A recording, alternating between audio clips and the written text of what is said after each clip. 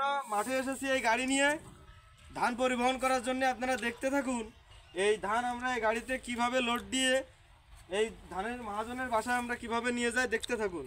ধান মাথায় করে নিয়ে আসতেছে কৃষক, আর আমরা গাড়িতে সাজাচ্ছি। এই যে একটা করে উপরের থেকে দেওয়া হচ্ছে, নিচের থেকে দেওয়া হচ্ছে, উপরের থেকে সাজানো হচ্ছে খুব সুন্দরভাবে।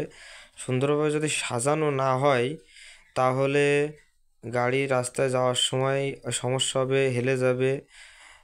আশা করা যায় তেমন সমস্যা হবে না। নিচ থেকে উপরে ধান চালা অনেক কষ্টসাধ্য একটা ব্যাপার।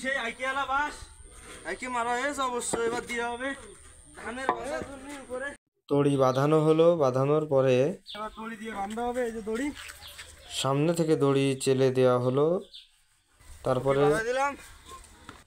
ওকে বাঁধানোর পরে এই যে হইল না, এই আল্লাহ আল্লাহ আল্লাহর নামে এই শুরু করো, এই বিসমিল্লাহ বলে এই যে গাড়ি স্টার্ট দিয়ে হবে। এখন স্টার্ট দিয়ে আমরা এখন গন্তব্য যাব। সুমন ভাই স্টার্ট দিচ্ছে। গ্রামের আঁকা বাঁকা মেঠো পথ দিয়ে চলে যাচ্ছি। দেখুন অনেক চাপা রাস্তা, গ্রামের ভিতরের রাস্তা। পৌঁছেই গেছি আমরা।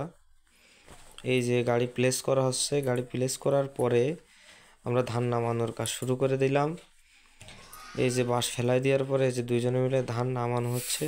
ধান নামানোর কাজ খুব তাড়াতাড়ি শেষ হয়। লোড দেওয়া যতটা কষ্ট, ধান নামানো ততটা কষ্ট নয়। আমাদের কাজ শেষ, এবার আমরা চলে যাচ্ছি, বিদায় নিচ্ছি। ধন্যবাদ।